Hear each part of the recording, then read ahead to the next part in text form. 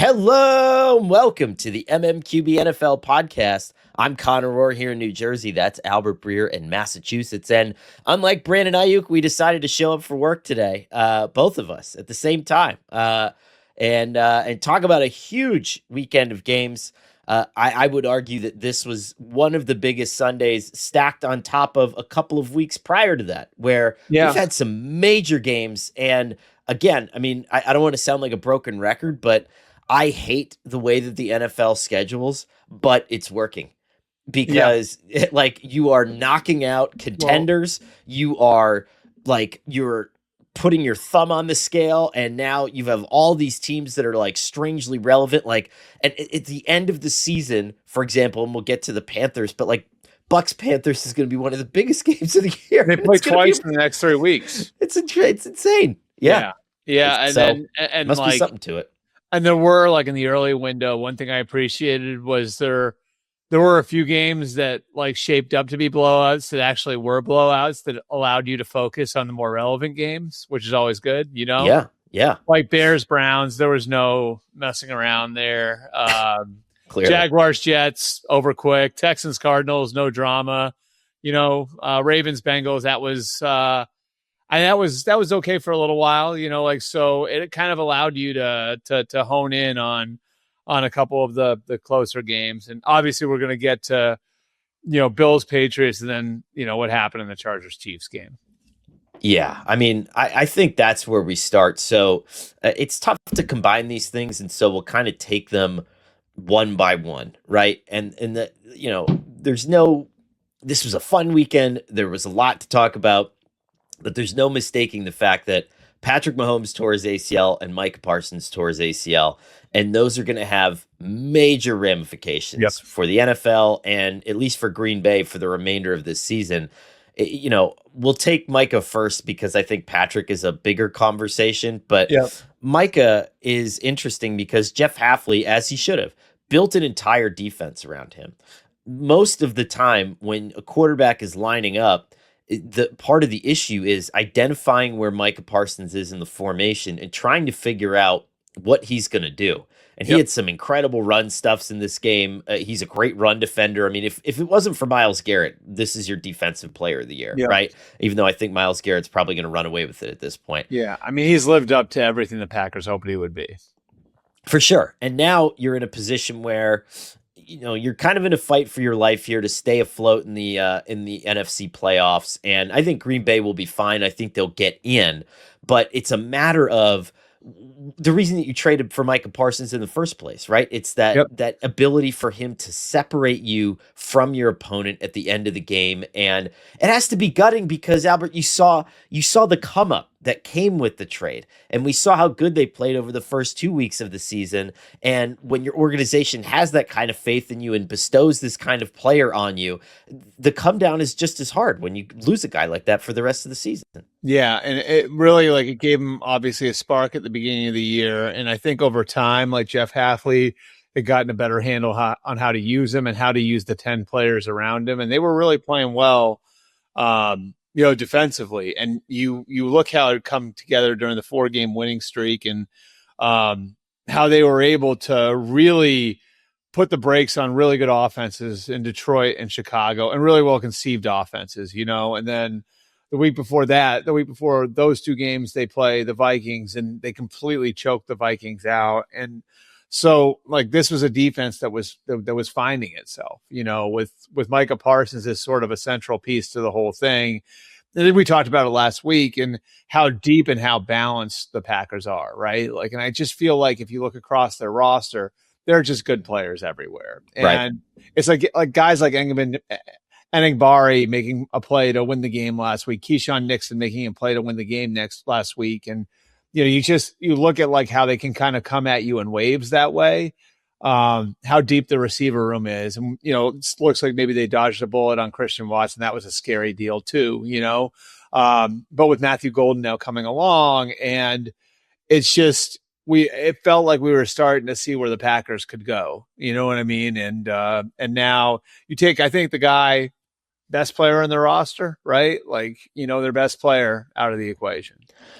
And it got to the point where, and the only way that you could block him with a single player is to get away with holding. And I Yep. know that Green Bay Packers fans became maybe even a little conspiratorial at some point where they're finding holds on every play, and you certainly could. But I think with Parsons, their case is legit. I mean, Yeah. like even on the play that he got hurt, you saw McGlinchey like grabbing the back of his shoulder pads Right. and then throwing his hands in the air and being like, "I didn't do it. I didn't do it." And it seems like that was really the only strategy, and that's when you know that you have a really special kind of generational player. And again, it's like a rising tide that lifts all boats thing where being able to position him in certain ways helps you defend the run in other ways. And even at the end of season press conference last year, these guys were talking about we need run defenders. We need run defenders. And then they go out and get the best pass rusher in the league. Well, that's kind of the next best thing where that pass rusher can create advantages for you in the run game based on how you match everybody up. And Green Bay's gotten a lot tougher against the run this year. But Yeah. man, I mean, just heartbreaking. And really, I mean, the Packers, and we'll talk about the game here in a second, but I mean, they kept rallying. I thought that was encouraging. They kept kind of getting back into this, and Sean Payton gave them a lot of chances to do it. I don't think this will break them, but I think it's just like these playoffs are going to be so weird. It's like Indiana might win the college football. Like this is one of those years where it's whoa. well, I mean, they beat Ohio State. So Now it is a weird year that way though, because you don't have a super team. You know what I mean? Right. Like the closest thing we have to one is probably Rams. the Rams. Yeah. Like, and the Rams. I mean, again, we'll get to them, but they're impressive. You know, like in the way Stafford's playing, the way that they can bully you with the run game, the way that they can win games in defense. I'm starting to look at the Rams like. It would almost be a disappointment if they didn't win the whole thing based on how things are setting up for them, you know, but, yeah, I mean, like it's just, you know, now you look at this Packers team and it's a lesser version of the Packers team. And do you think they could go into SoFi and beat the Rams? Probably not. You know what I mean? And that's the bar No. in the NFC right now, you know? Yeah. So I don't see a scenario where they're going to be able to slow down Matthew Stafford enough without Micah Parsons. And that's what we're talking about here, right? Like, because that's when you make a move like that, that's the sort of thing that you're that's what you're pursuing. Without Micah Parsons as part of the equation, can they disrupt Matthew Stafford enough and take that offense out of its own element enough to not allow the Rams to do what they've done to everybody, you know? Yeah. And then if it does turn into a shootout, can Jordan Love keep up with them? I don't know that's going to happen either. I think this offense can go berserk, and it's almost part of the Bills conversation and kind of how hot and cold their defense is. But if you look at the playoff field now, you're right. I mean, the Rams are the closest thing you have to perfect, and every other team you can go up and down the list and express a fatal flaw, right? And so at this point, it's like, well, who isn't like this? Well, so many things have catastrophic injuries now too. That's the other part. You know what I mean? Like for the Packers, it's not just Micah Parsons. It's Tucker Kraft. It's I know. Devontae Wyatt. Like they've had a string of like really serious injuries. And again, like now the Chiefs have sort of felt that all year. The Bengals have felt that all year. The Bills, like yesterday, they win that game. And again, I know we're going to get to them in a minute, but they win that game without Ed Oliver, Terrell Bernard, and Christian Benford on defense. You know what I mean? Like it's just so many teams have suffered, and it's not just like the normal, because every NFL season is a war of attrition. It just seems like so many teams have injuries to frontline guys. You know what I mean? Like the guys who'd be in your core of like 6 or 7 key players that you need when you're going to the playoffs. Yeah. Yeah. God, just look at the playoffs picture for a second. No Chiefs, no Bengals, no Vikings, no Commanders. It's just so weird. It's still weird. No Cowboys, no Ravens, no Lions, no Colts. So strange. Yep. My Miami Dolphins pet fascination at least continues for one more day, where I think they have. This is going to be interesting tonight, isn't it? I mean, basically, they can kind of F up the Steelers. I never would have thought this would be a big game like a month ago. This is a big game. I have so much riding on this. Not only, I mean, okay, that I've and part of this is like reported prediction. It's not just like I'm pulling this out of my ass, but it's like wrote about Mike McDaniel saving his job, wrote about the fact that the Dolphins can run the table, and I don't know if they're going to be able to, make the playoffs. That's different. I need Waddle and Darren Waller to combine to score like 35 fantasy Yeah. points tonight to move me on in the playoffs. So I'm all in on this right now. I am so all in on this right now. Who would have thought? Yeah. The NFL just has a way to suck you into everything, don't they? Yeah. Yeah. So it's massive. I'm in a Thursday night game this week too. Like the 2 weekday games this week are pretty massive. They are. Let's get them out of the way before Christmas because I got to do some last minute shopping. Let's talk about Mahomes because this is one of these things, Albert, that I mean, first off, blows because he's the most important. He's the most important player in the league. He's the highest profile player in the league. He's the most decorated player in the league. He's a really good guy on top of it. Like it's just in every single way. And the year that he had just endured trying to lift that team up and put it on his back. And, I think because he's got this aw shucks thing, I don't know that people really understand the type of competitor he is and how important this is to him. And, I feel bad for him from a human perspective for that. And, I know a lot of people look at these things and they say, well, he's got all the money in the world and he's got 3 Super Bowl rings and like, tough shit, the thing about a guy like this is like, this is what drives him. This is everything to him. And like, so, just the competitor that he is, I'm gutted for him. It sucks, and from that perspective, you hope he's going to be able to get back. And it's kind of crazy too, how you look at this one. And it's like almost at the exact same juncture of his career as when Brady tore his ACL. Right. And if you remember, Brady came out of that one. And this is the bar that Mahomes has set now. Like this is who he's chasing. Brady came out of that better. And it's hard to, I can't imagine that anybody would have predicted in 2008. They just lost the Giants in that Super Bowl. The roster was getting old. And, and in 08, he goes down with a torn ACL.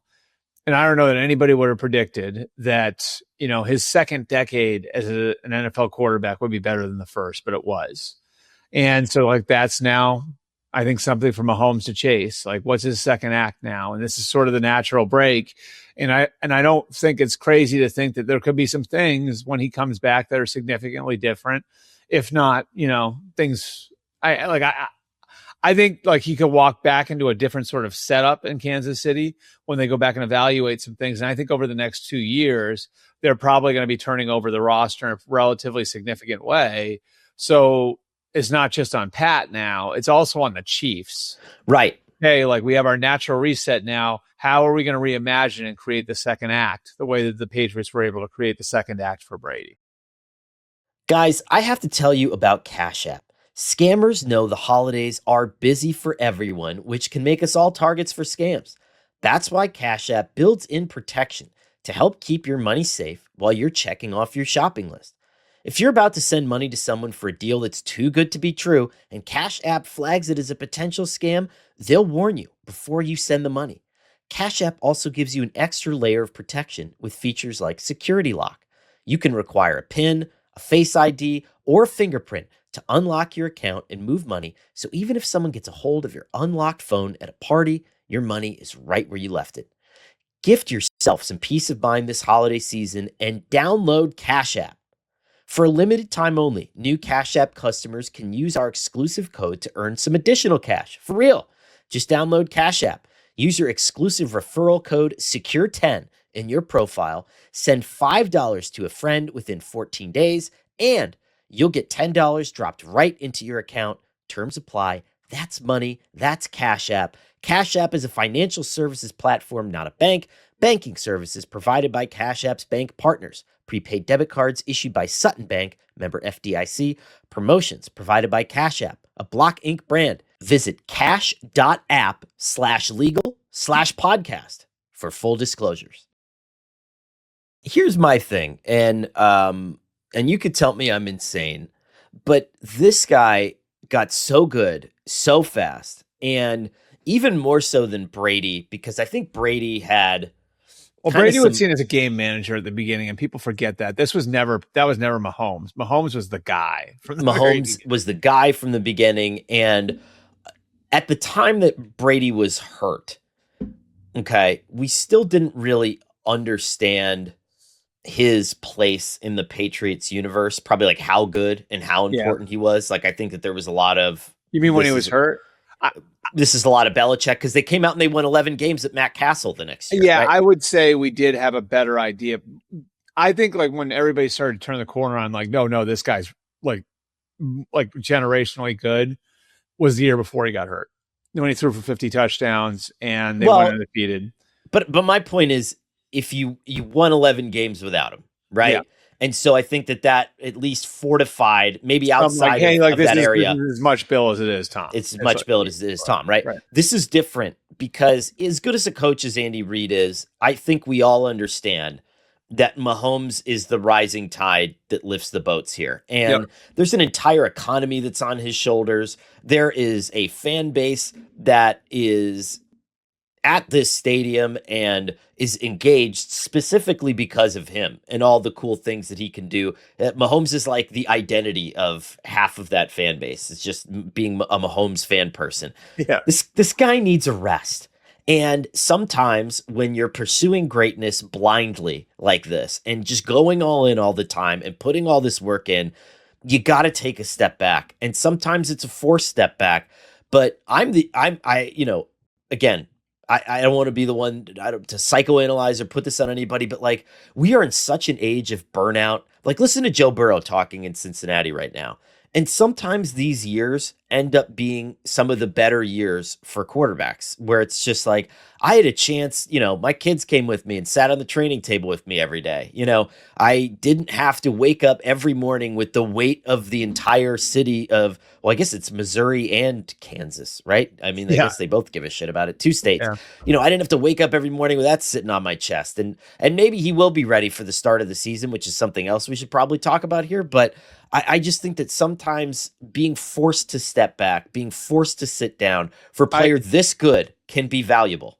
I think, so I'll in a nutshell, I'll give you like what I think happened with Brady in New England. And I think it can be a little bit of a blueprint, right? So that team, the '08 team, when Brady got hurt, had a lot of guys who were at the very end, right? Rodney Harrison, Teddy Bruschi, Mike Vrabel, who's now the coach there. I think Troy Brown was still on the roster, at least in the summer of '08, right? So that was like sort of the last stage of the dynasty. And then Brady came back in '09 and they tried to keep it alive. And it didn't really work. It was just that team was 10-6. If you remember, the NFL Films cameras were following them around the whole year. That was when you had that famous scene with Brady and Belichick on the sideline at the Superdome. And Belichick said to Brady, I just can't get this team to play the way I want it to play. Right. After that year, so that first year back with the ACL, Brady has kind of a wonky year. They get blown out in the first round in the playoffs.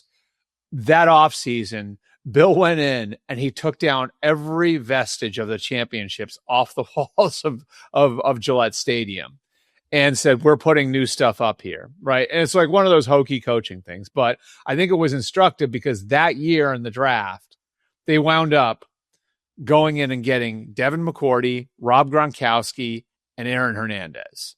And like, it was just sort of the start of like, okay, now, and then they started hitting home runs in the draft, right? Like, so then they got Nate Solder and they got Dante Hightower and they got Chandler Jones.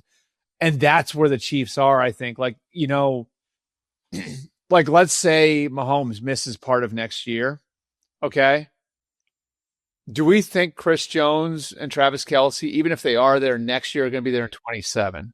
I hope not. Like for Kelce specifically, like you've hit the lottery, pal. Like go live it. You know what I mean? Like just go and live your life. But I think like what this injury forces you to do because of the timeline and the uncertainty of what Mahomes, whether he'll be back next year, what he'll look like when he gets back next year, because sometimes it does take some time.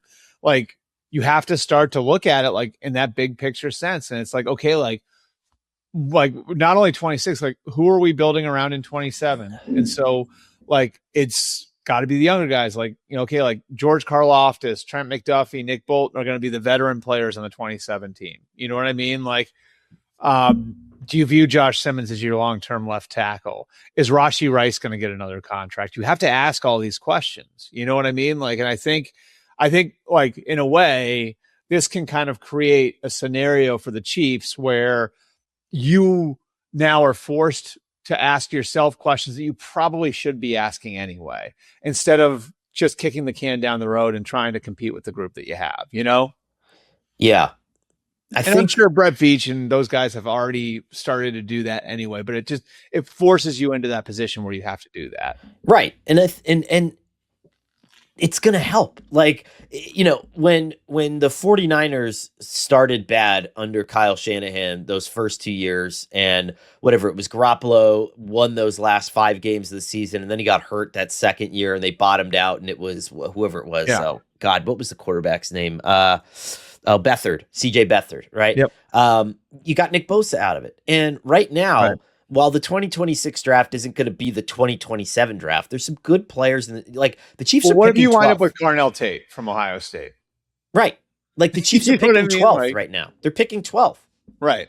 So if you wind up with Carnell Tate as your number one receiver, who's 6'3" and can run like the wind, could that potentially change a lot of things? You know, there's stuff like that, like where I look at it, I'm like, I don't know. I mean, What if you got Jeremiah Love, Albert? I don't think they're going to draft another running back in the first round. I was going to say, would it be best to roll over the next 3 games? But Jeremiah Love there would be something, wouldn't he? Well, I think that they're probably a little burned from the Edwards-Helaire thing. But again, I don't know. But dude, Jeremiah Love ain't freaking Edwards-Helaire. Right. Jeremiah Love is. I don't know if he's like Saquon level prospect, but I think he's Zeke. You know what I mean? Like, so let's put it this way, right? I was gonna say, like, might make sense to roll over, but that might be a challenge when you have the Titans and Raiders left on your schedule. Wow. And would it be 2 Minshew revenge games? Did he ever play for the Titans? Hold on. I don't remember Gardner Minshew Weird ever shit playing can for the start happening Titans. when you put Gardner Minshew in the mix. Jaguars, Eagles, Colts, Raiders. No, just the. I feel like, you know, there would have been a random day where that guy would have played for the Titans, but apparently not. Yeah. I don't know. Kansas City, they've been sticking with people the last couple weeks. They might have a chance, but so let's put a bow on this Kansas City thing because But I do think like the headline here should be like, this is a good chance for them to take a big picture. it's a great chance. You know, it does. It's it a does great like chance. organically create that for the people in charge. Yeah, and it's, you know, everybody out there that's like, well, then they'll be bad, and then we can fire Andy. It's like, stop it, man. Just stop it. Like, let this coming year be a playground year for Andy Reid, where it's like, okay, this is the first year that we missed the playoffs. We're going to miss the playoffs maybe next year. I mean, what's the projection at this point? Do we think he's going to come back next season or no? I mean, that depends on. So, like, I'm sure they know right now. I tried to dig some of it out last night, but like, is this a multi-ligament injury? You know, like, Right. Not to get too much into like the medical jargon here, but like, if it's a clean ACL tear, then he's got a good shot to be back for week 1, I would say. Right.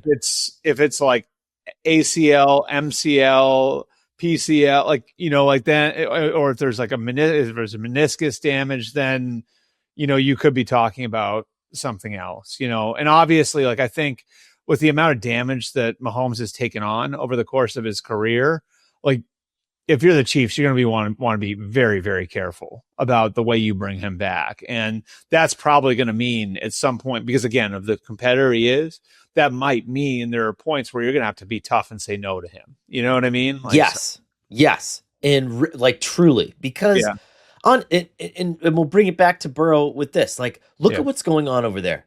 This guy is holding press conference after press conference that's essentially just like a forum for his misery, you know? And he's talking about the fact that he's not having fun, that it sucks being hurt all the time.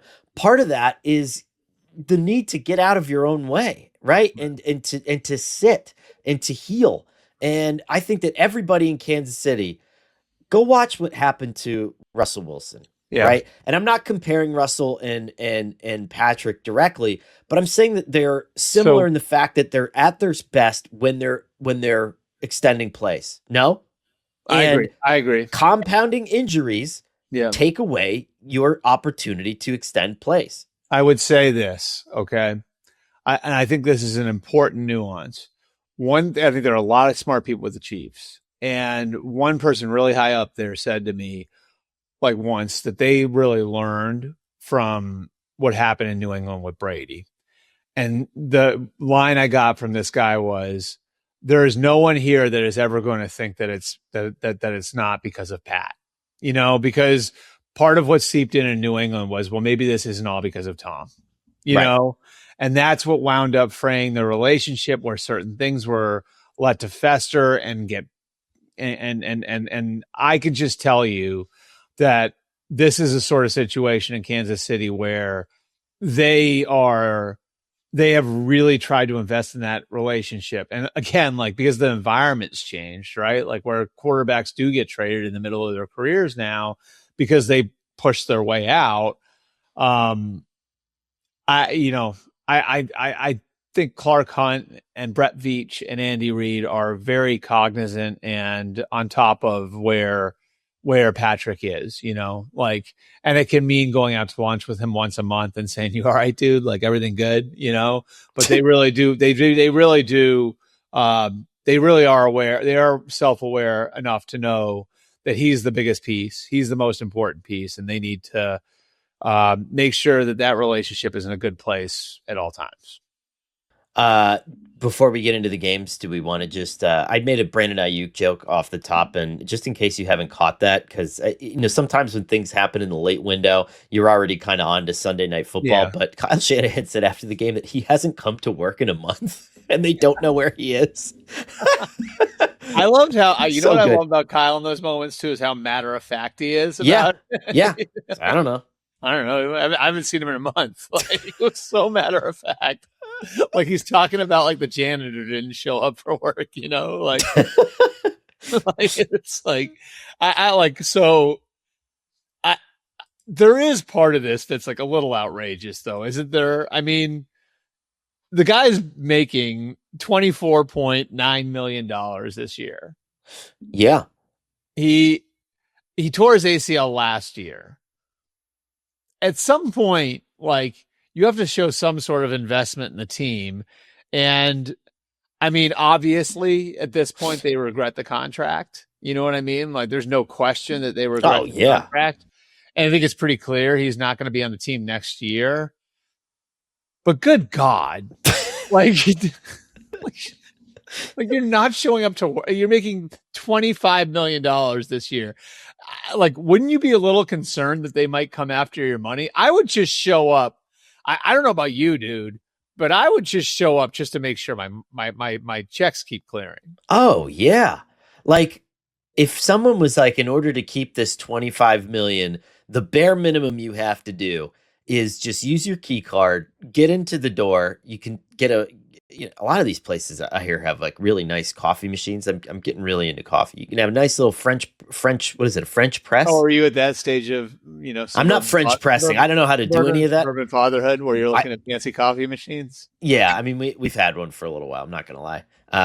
But I don't know how to French press anything. I have like the Nespresso. So you put it in the thing and then you put the button down and then you hit it. But still, all you have to do is... I ever bought one. I looked at them, but I don't think I ever bought one. Oh, it's the best. It won't curb your Dunkin' habit as you take a sip of your 11th small coffee of the day, but it will supplement my strategy. It. Yeah, it's just like it's kind of like it's always good to have a home field thing, but then, I usually get Dunkin' when I'm out too. I don't know. I'm a full blown caffeine addict, so it is what it is. But anyway, if you're Brandon Aiyuk, you just go and fall asleep on the training table every day. That's all you really have to do. Bring your Nintendo Switch in. Go play video. I was going to say, go play video games in the lounge, right? Yeah. Like, that sounds like fun. I'd do that. Sounds like great. I mean, free food. There's free food there. Yeah. Can I just, let me just say this. Okay. I'm a pretty simple guy. Okay. I used to cover the Giants and the Jets as a beat reporter, and let's just use the Giants as an example. Okay, my favorite things in the world are putting on comfortable clothes, sweatpants, sweatshirts, watching TV, reading a book, and having great meals that are prepared for me and that I don't have to clean them up and kind of buffet style. Yep. That's in an NFL facility. Okay. So if you go into the Giants facility, like, right. So you walk through the front doors and you go past the main gate. There's there's the secretary, and you say hello, and then you keep walking straight forward, and there's the glass cafeteria. Yep. Yeah. And it's a cafeteria. Right there in front of you is the salad bar. And then behind you is, because they used to let us eat in there every Thursday, and it was just the best fucking day of my week. I was so excited about it. And then you go over and there's the hot sandwich bar, so you can tell him whatever you want, and then he presses it in like a panini. And then there's the main course where it's like a pasta with like protein, like salmon or whatever. Salmon. Yeah. And then in the corner, now they took this out between 2013 and 2014, not the Dunkin' machine. That's still there, right? The candy bar. So there were jugs, like just jugs of gummy bears and Hershey Kisses, and like, dude, like I mean, I'm always gonna be a fat kid, and it was just the best. Dude. And then just imagine doing that, and then walking down the hallway to the equipment staff and being like, "Yeah, throw me another salute to service sweatsuit." Like a new one, because I love that. I'm wearing a new sweatshirt now. Like the feel of a new sweatshirt is just the best. And then you just sit your ass on the lap. Like that would be like me going to a 5-star resort for an entire for 25, and you're going to pay $25 million. Where else are you going that's better than this? What's better than this? Oh my God! And it's not like. And you're in California, so it's not like you're in because he's from there. Like, so it's like, it's not even like he's like in a part of the country that's like comfortable for him. You know what I mean? Like, oh, I don't want to live there. He's like lives in San Francisco. It's just, I don't know. I'm not going to go to this really nice place full of good food with people who are going to wait on me hand and foot and make my 25. You deserve it. You deserve to get your money taken back. And guess what, Albert? He's going to be a Cowboy next year. Is there any doubt in your mind he's going to be a Cowboy? If I were Brandon Aiyuk, I would be so good at college football 26 right now. You'd be like 11 years into your like Kansas dynasty. Where did he go to Arizona guys State? Be coming in from practice, I'd be just running them. Like, guys, like, what do you got going on, Brandon? It's like, well, it's the year 20 Kent State into Alabama. It's 2072, and we've won 31 straight national championships. I just offered a 7th grader, a 5-star 7th grader. Oh God. Good times. I was kind of like wondering about putting Brandon Aiyuk on the rundown, and now I'm so glad we did it. We've done all year. Anyway, like I do think the Niners deserve a ton of credit. They have 10 wins. No Fred Warner, no Nick Bosa. Like they lost their starting quarterback for a stretch of the year. They started the year without George Kittle. No Aiyuk in the most ridiculous way possible. Yeah, definitely no Aiyuk. Yeah. I mean, they were without Pearsall for a while, and they've got 10 wins. Now, I know their schedule isn't the most difficult schedule in the league, but I mean, 10 wins. Like, it's just, I mean, like Kyle Shanahan, if I'm Jed York, Kyle Shanahan can coach there as long as he wants. Like, oh yeah. Yeah. I like how they continue to do this over and over and over again, no matter who's in there.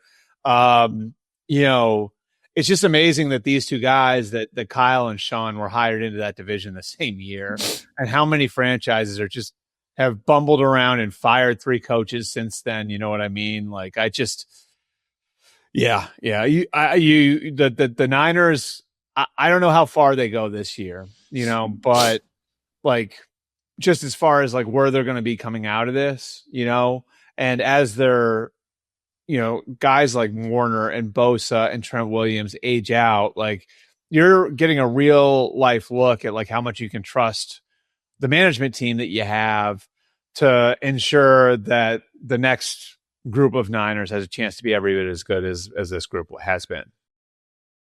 Football season is in full swing, and Underdog is the best place to get in on all the action.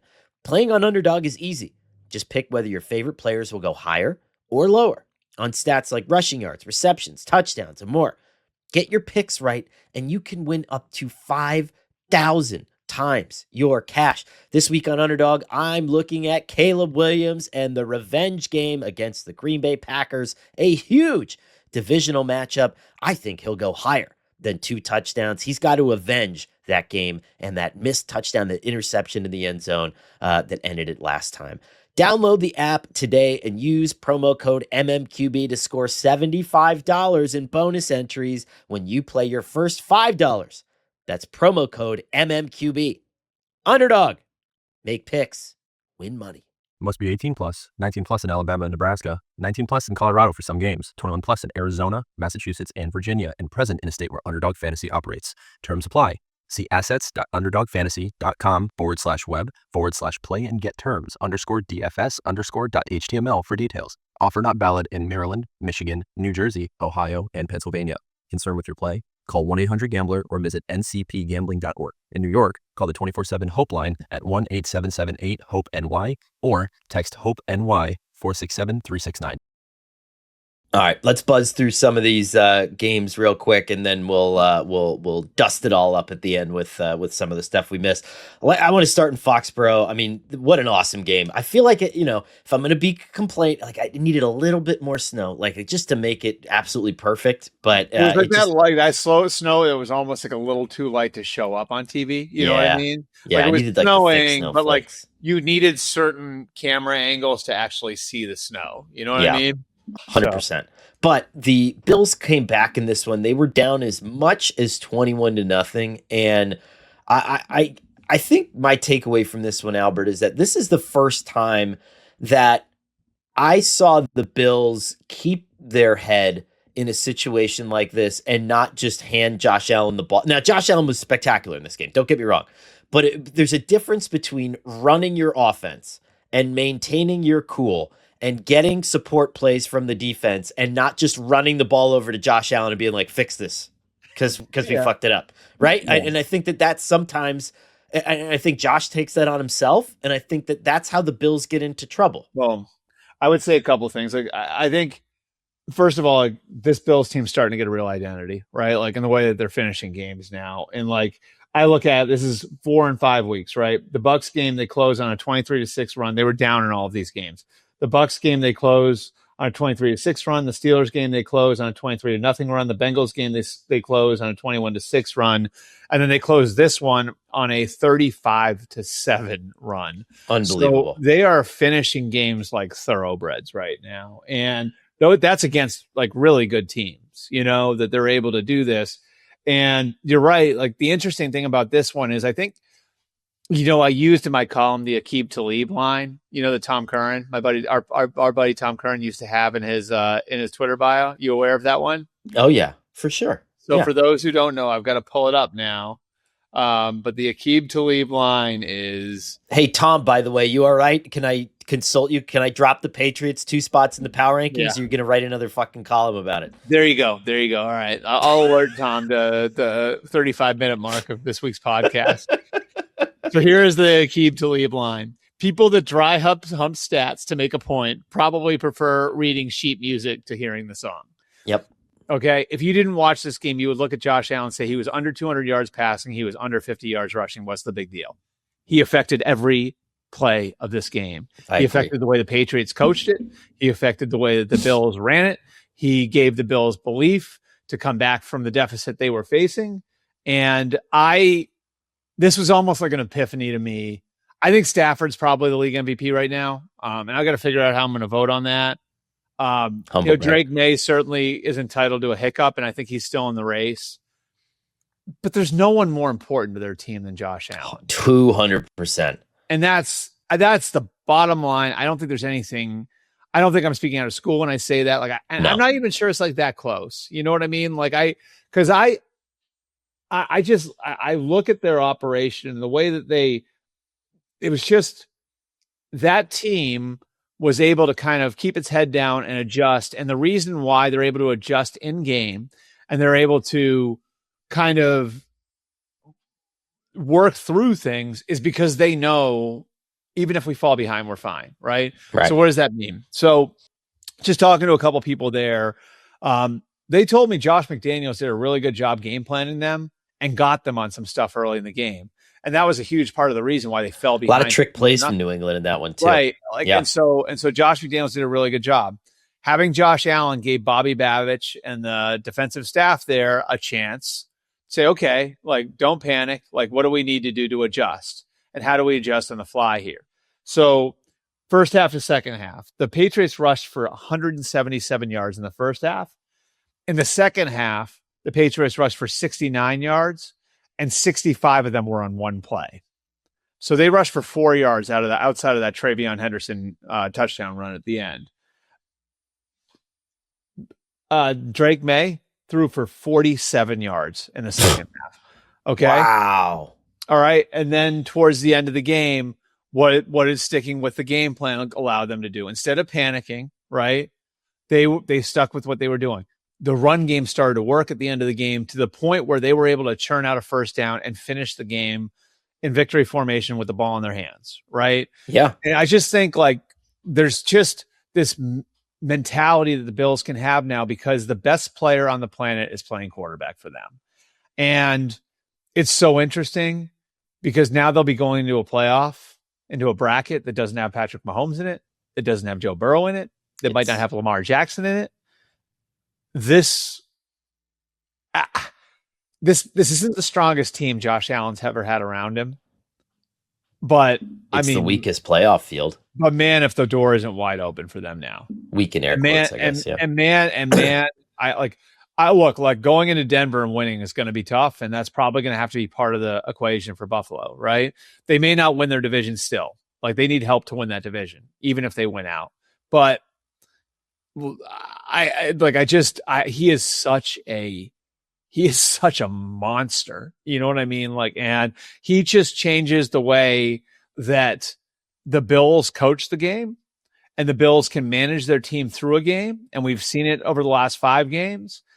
And he changes the mentality on the other side too. And knowing oh God, here he comes. And I think you saw for the first time the Patriots really felt the effect of that yesterday too. I think so. I don't know who I'm going to vote for MVP, but Josh Allen re-entered that conversation in an emphatic way yesterday. This is a great game because I think I came out of it it was super tidy, right? Now, there were 2 or 3 bad calls. I would say majority of them benefited the Bills, but it wasn't anything where we forgot what a catch was, and that happened in some other games this week again. So it was a tidy game in that aspect, and I also think, what did we come out really saying about the Patriots is that they still struggle to defend the run, which we knew going into this game. They were the 23rd or 24th best run defense in the NFL. Okay, so that's something that they can't help, right? They signed Milton Williams. They did their best. And you are still left with the remnants of Belichick and Mayo and all that stuff. This is year 1, okay? So it's not I don't think that there can be any sort of hand-wringing or anyone being upset in New England. The moment was not too big for Drake May. They answered when the lead evaporated. All the things that you'd want to see, you saw. Conversely, I thought that Buffalo, this was their Super Bowl moment to me. This is what talked me into it because I was on the fence for a long time. And I think that even if they're just the best second half team in the league, God, could you imagine if you combine if you let the Steelers play the first half of a game and Buffalo play the second half of a game, you'd have a 17-0 team. It'd be incredible. But I think that even though they're primarily a second half team, Buffalo, what I saw from the defense in select moments, what I saw from the rest of the team, it's okay, I think they can do it. That was kind of I just wonder too, are there things now again, this presumes better health the rest of the way, which is a tough presumption to make in December and January. But they get Terrell Bernard back as their middle linebacker. Yep. Maybe they get Ed Oliver back, who's I think was their best defensive player. They've been without him for almost the entire year. They get him back. Brandon Cooks gets a little more comfortable as an option in their offense, gives them a veteran presence out there. Keon Coleman gets his head on straight, right? There are just things that can still happen for them too, where you're looking at it and you're saying, get better. They're still not where they could be in the middle of January and late January. And it's just so much, dude. It just feels like this is their time, right? Yeah. Like, I hate to be cliche about that, but it just feels like this is their time. And this is the time for the best player on the planet to assert himself. And he did on Sunday, and they play the Eagles in a couple weeks, I believe, right? So it'll be interesting to see that one. But I mean, it's almost like be surprised if they're not 13-4 when we get to the first weekend in January. Buffalo Super Bowl. Who wouldn't sign up for it? Let's go. Bills Rams, like I predicted from the beginning. Maybe I'll finally get one right. I know. I got Bills Eagles. You could be like our own little Peter Schrager. Isn't he the one who predicts didn't Peter predict the Super Bowl 4 years in a row? I think that's right. Although there were some flexible, he was on it, no question. Okay. There were, I think, a few flexible things with the predictions, but he was he said a team from the Northeast versus a team from California. No, I mean, I think it was he didn't predict it was something like they had said oh, you predicted the Super Bowl, right? Well, it was okay, in 1 year it was only one of the teams and but whatever it was, he was right a lot, which is hard to do at the beginning of the year. And I'm certainly not any sort of expert when it comes to predictions. I've generally been really bad at them. I think I predicted a Niners-Bengals Super Bowl a few years in a row that didn't work out for me. Maybe it's nostalgia for 1988, You're like Chris Berman, Yeah. I switched around the rundown because I just can't wait any longer. I have to talk about Phillip Rivers. This game was so much fun. I was rooting so hard for it lived him. up to the hype. And here's what my kind of takeaway is here. Now, the Colts are now out of the playoff picture. They're not done for the year. They still have they have one of their Texans games left, right?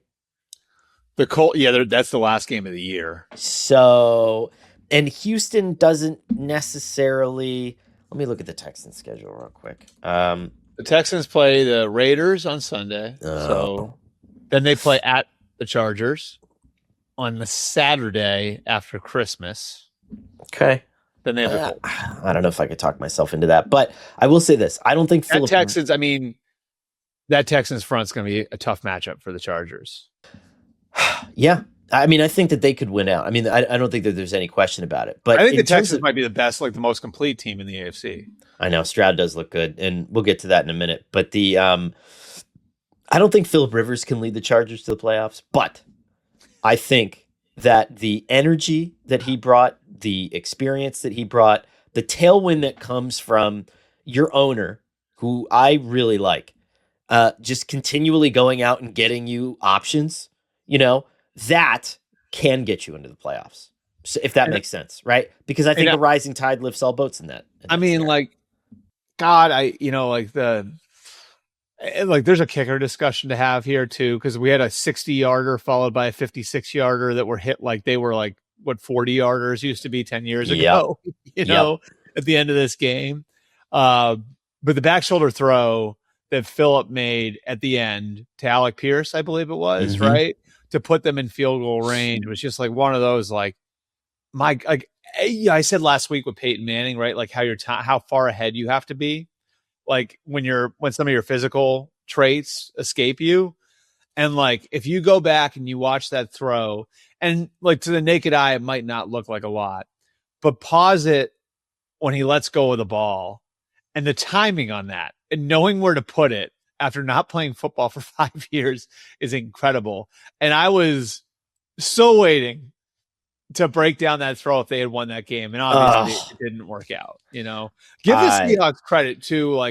That's kind of a tough spot for them. How do you even prepare for that? You know what I mean? How do you prepare for that quarterback with that team? That was sort of a interesting, tricky spot for Seattle also. Yeah, you're right. I thought they handled it well, but I thought, and I'll kind of I'll move on by saying this. I mean, Philip Rivers really only had one old man moment. There was the fall, and then This he is got back was the up, and he video. was.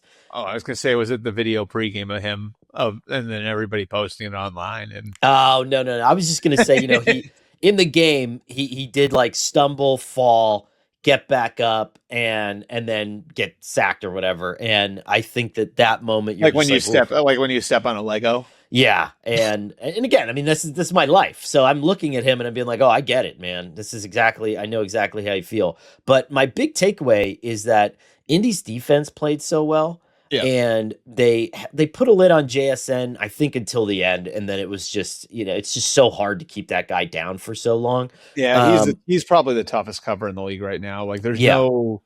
there's no way you can kind of put the brakes on him. He's the best slot receivers. I've always thought that was what they were like. That's how they're most valuable. Is like you can't just put two guys on them. You know what I mean? And that's what JSN's become.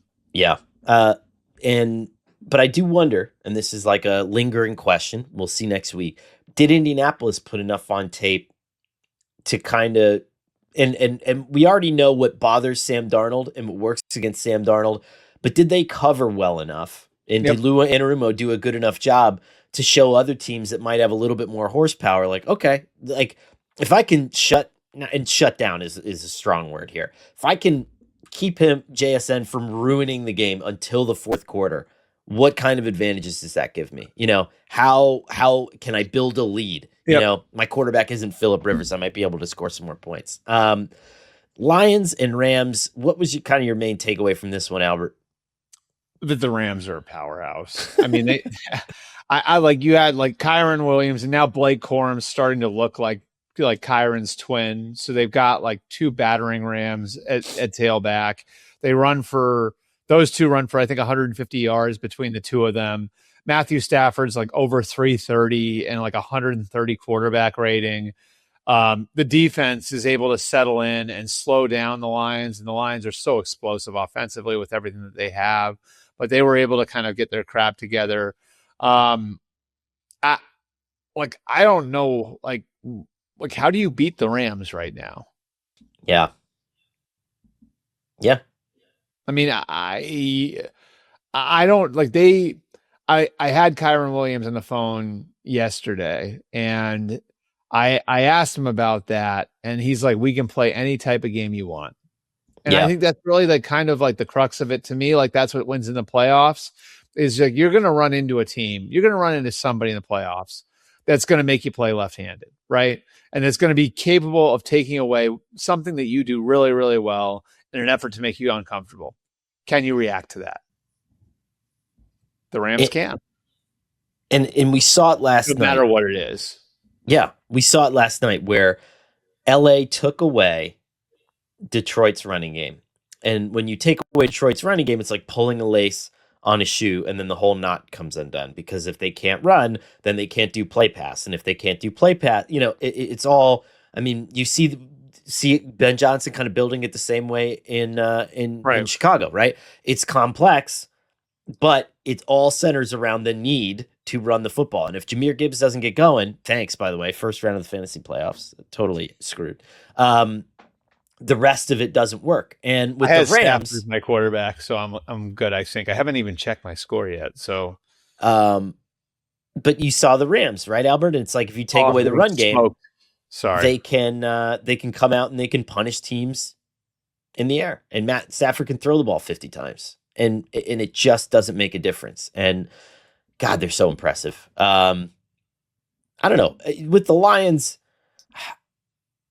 I think that Goff actually had a good game. I mean, 338 and 3 touchdowns is a good game, but I think that he sometimes has a tendency to get kind of beaten down and to disappear in these moments. I thought that he hung in there. Was it Stafford or Goff that Tom Brady said they threw a piss missile? Did you see that yesterday? I can't remember which one it was, but yeah. I do. I did see that. Yeah. And whatever. If you're Detroit, maybe this just isn't your year. I predict them to win 9 games, so I'm feeling pretty good about that one. They're on the outside of the playoffs right now, looking in, but they're so dependent right now. It was Stafford, by the way. It was Stafford. They're so dependent on running the ball and stopping the run. And when you're facing the Rams, they're not going to let you do what you want to do. Other thing, one last thing. Chris Shula, dude. I mean, this is, and again, we said this about Brandon Staley during the Super Bowl run, but Chris Shula is so good at adjusting at the half. I think it was like almost 300 yards in the first half by the Lions, and then like 110 in the second half. So really quick too. Like I think what's interesting about this year's coaching hiring cycle is I'd say like a lot of the best names are the young defensive assistants. All of them. Yep. And there's so it's like it's Anthony Campanelli, it's Chris Shula, it's Jeff Hafley, it's who am I missing here? Jesse Minter. Matt Burke in Houston. You know, like so like you've got like a bunch of like really smart charismatic young defensive coaches that I think are capable of leading teams now. And it'll be interesting to see how much traction they get. Cause I can't remember. I have to look this up. It's be good research for us this week is like, what was the last time like 3 defensive coaches were hired? 3 first-time defensive coaches were hired in one cycle. Ugh. You know what I mean? Like even 3. And you've got a lot of good candidates that fall into that box this year. Yeah.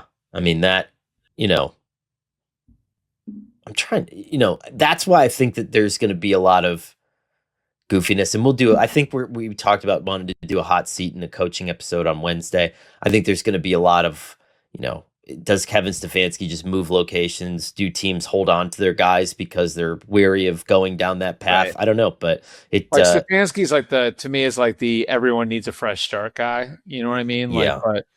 But yeah, I mean, there's definitely like, this is the year where you're going to have to be creative. Like last year, I mean, look, the Bears and Patriots got it right.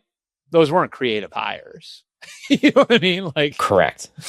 Like there was no creativity involved. That was like, that's the hottest guy. Let's go get him. You know, like, so like this year, I think is going to require teams being a little more creative and thinking outside the box. Real quick, let's hit Packers and Broncos. I think that this was obviously going to go down as the Bo Nix game. This was the best game I think he's ever played as a Bronco, and you could argue that it was the biggest game that he's ever played as a Bronco. 302 passing yards, 4 touchdowns, no interceptions, got his team into the playoffs. I mean, everything about him, you know, he was on, and he was so dialed in. I think it was the touchdown, the go-ahead touchdown in the third quarter was just electric. I mean, what a throw. I have a developing take, I'd say, on this one. Okay. Is he like Joe Flacco and Eli Manning 15 years ago, where maybe it doesn't always look pretty, but like he has this person, like when it matters most, he's going to make the throws. And when everybody's going like this up and down, he's just flatline through. Because I just like, it's like every big spot where they need him to deliver, even in the losses earlier this year, like he delivers. Like, and I can't get out of my head those massive throws he made against the Giants. And that was kind of like the light coming on for me with him, right? Like where it's like, you know, like maybe this looks like a little funky in the second quarter, but in the fourth quarter, it looks right. And the confidence Sean Payton had in him on that 4th and 2, where you could run it there. The Broncos are a good running team. You could throw a flat route. You could roll them out and give them a run pass option. And he goes way downfield to Cortland Sutton, like on a have to have it situation. You know what I mean? And if you don't pick that up, you're like, I mean, you've opened the door for the Packers to re-enter the game. I thought it showed where Sean Payton is on his quarterback, and I think it shows the sort of player that Bo is when the chips are pushed to the middle of the table. Like I don't know. I think he's got like that Eli Flacco thing where those guys, when the chips were in the middle of the table, you were going to get their very best. And I think that's sort of who Bo is becoming for a team that's now won. Is it 11 in a row? Oh my God. Is it? They can clinch home field. If they beat the Jags and then they beat the Chiefs on Christmas, home field's over. They have nothing to play for in week 18. I like it. I do. because big games, and I love. You know what I love? I love big games in Denver.